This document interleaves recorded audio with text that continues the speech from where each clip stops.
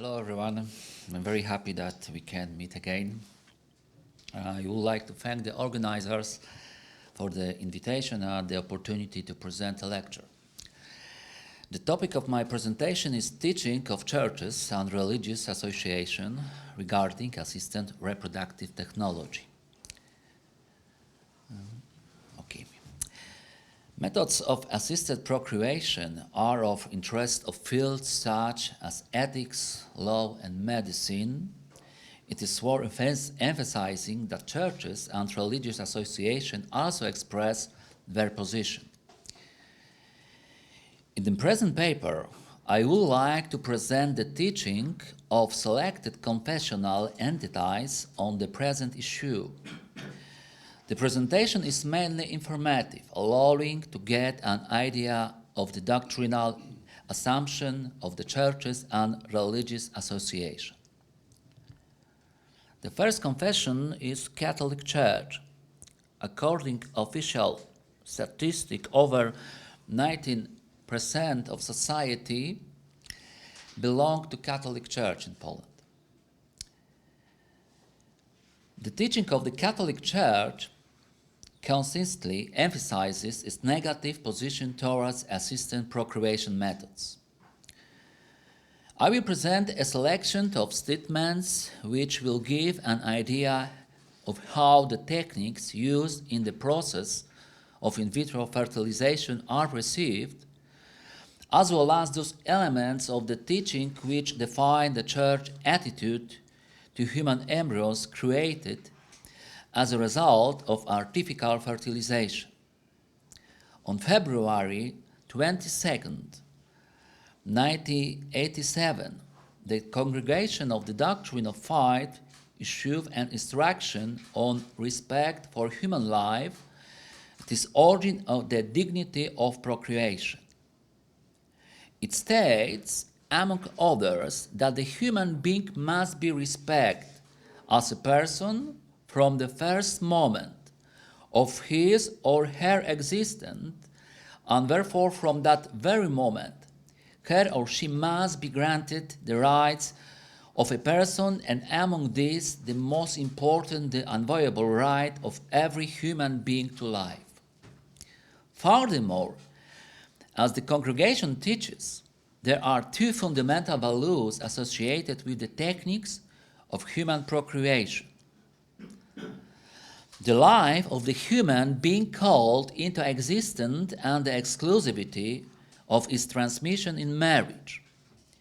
It is therefore not possible to use means or to follow methods that may be permitted in the transmission or plant and animal's life. According to the instruction, human embryos obtained in vitro are human beings and subject with rights. Their dignity and right to life must be respected from the first moment of their existence. It is immoral to produce human embryos destined to be exploited and disable biological material.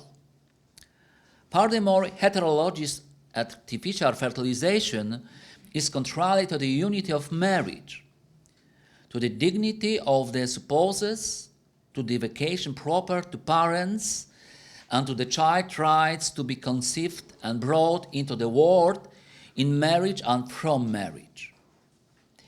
As response to questions, how is homologous artificial insemination to be evaluated from moral point of view? The congregation states that homologous artificial insemination within marriage cannot be admitted except for those cases in which the technical method is not substitute for the conjugal act but serves to facilitate and to help so that act attains its natural purpose. Declaration Dignitas Infinita on human dignity of the Congregation for the Doctrine of the Faith issued on March 25th, 2024 states that because of this unalienable dignity, the child has the right to have a fully human and not artificially inducted origin, and to receive the gift of a life that manifests both the dignity of the giver and that of the receiver, the Declaration adds. The criticism of specific assisted procreation techniques is contained in the instruction Dignitas Personae of certain bioethical problems of the Congregation for the Doctrine of the Faith of June 20, 2008. It is pointed out there that in vitro fertilization is quite often associated with deliberate destruction of embryos. Intracytoplasmic sperm injection, ICSI, is a wicked technique. It results in the complete separation of procreation from the conjugal act. In fact, ICSI takes place outside the bodies of the spouse through the action of third party. Cryoobservation seems to be uncompatible with the respects due to human embryos. Second confession is Orthodox Church. Today, the Orthodox Church is facing the challenges associated with the development of assisted reproductive technologies. Official Orthodox documents emphasize that the decision to use assisted procreation should take into account both doctrinal teaching and the existential situation of the married couple concerned. However, heterologous insemination is not permissible. According to the teaching of the Orthodox Church, in vitro fertilization is morally unacceptable. If unseed embryos are destroyed in it. However, in a situation where the embryos are destroyed, it is permissible with the approval of both spouses. Since almost every embryo has the potential to develop, and in human beings it should not be subject to any medical procedures that would put its health or life in any danger.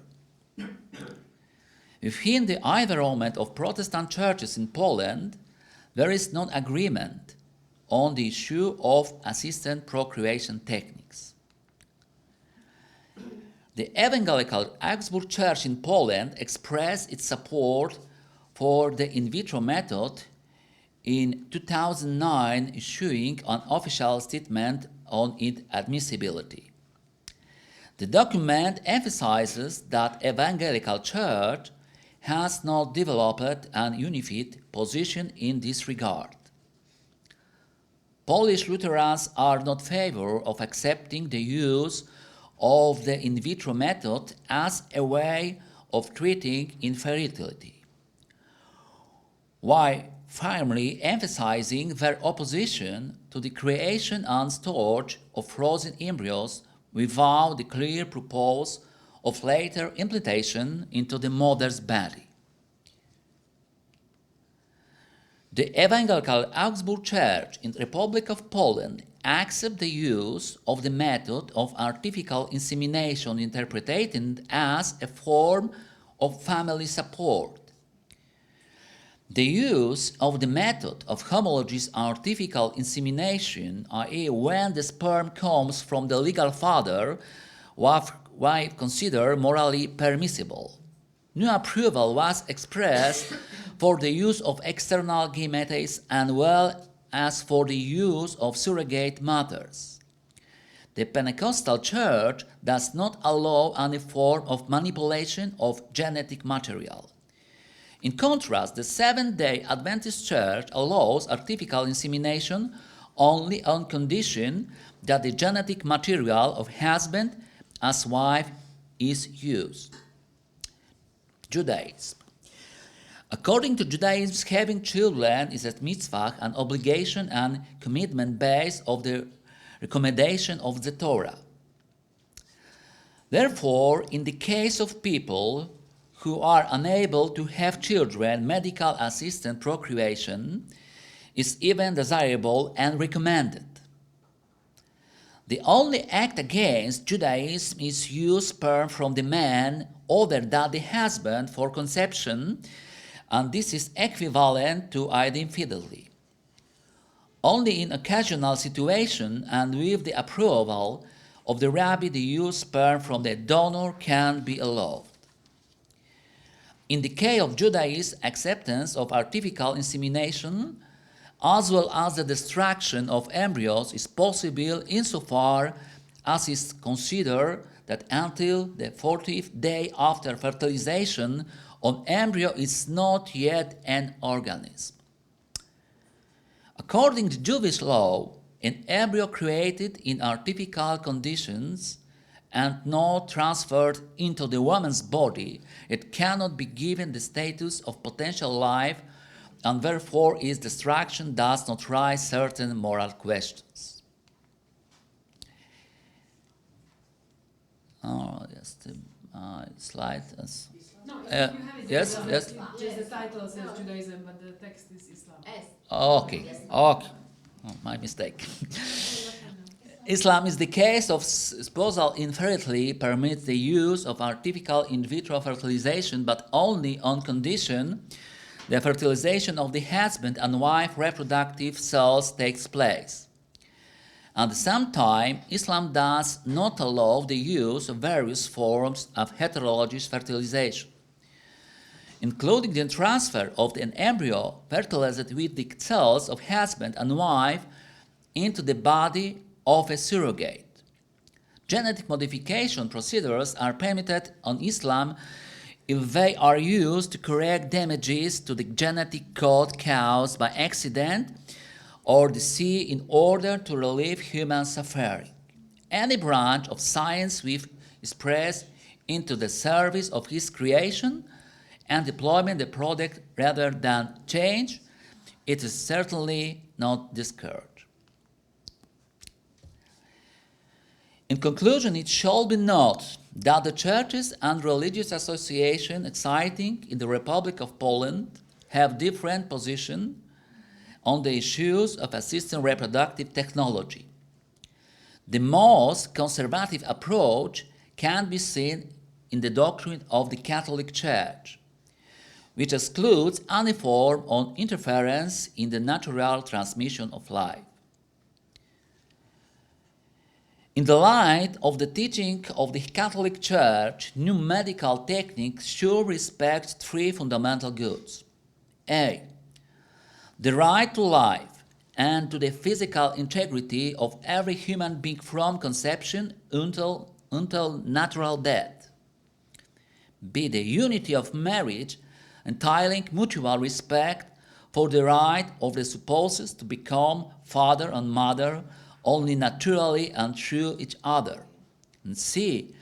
The specific human sexual values which require that the procreation of a human person to be brought about as the fruit of the conjugal act specific to the love between spouses. Thank you for your attention.